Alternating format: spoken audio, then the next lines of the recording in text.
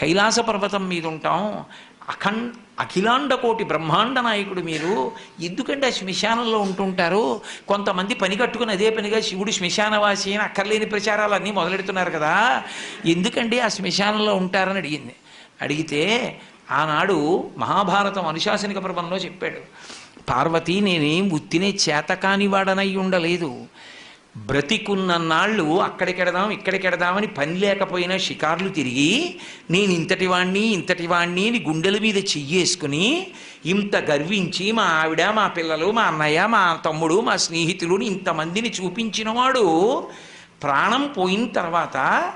ఎండు కర్రల మీద పడుకోబెట్టి తాడుతో కట్టేసి ఒంటి మీద కేవలం అత్యంత చవకబారు వస్త్రం ఒకటి పెట్టి పాడి మీదకి తీసుకెళ్ళేటప్పుడు ఆ బట్ట కూడా తీసేసి కట్టెల మీద పడుకోబెట్టి ఇంధనం పోసి కర్త వచ్చి అగ్నిహోత్రం వెలిగిస్తే తల దగ్గర నుంచి కాలుతూ వచ్చేసి తల బద్దలైపోయిన తర్వాత కాళ్ళు అరికాళ్లలోంచి నెత్తురు ముద్దలు ముద్దలుగా పైకొస్తుంటే పెద్ద కాడ పట్టుకుని కాళ్ళు పైకెత్తి వెనక్కి పారేస్తే నా ఒళ్ళు అనుకుని మురిసిపోయిన వాడు కట్టెలలో కాలిపోతుంటే జీవుడు పైకి లేచి చీకటి పడుతోందని వచ్చిన వాళ్ళందరూ స్నానం చేసి వెళ్ళిపోతే ఒక్కడే ఉండిపోయానని బెంగ పెట్టుకుని ఏడుస్తుంటే నేనున్నానని ఓదార్చడానికి ఉన్నాను.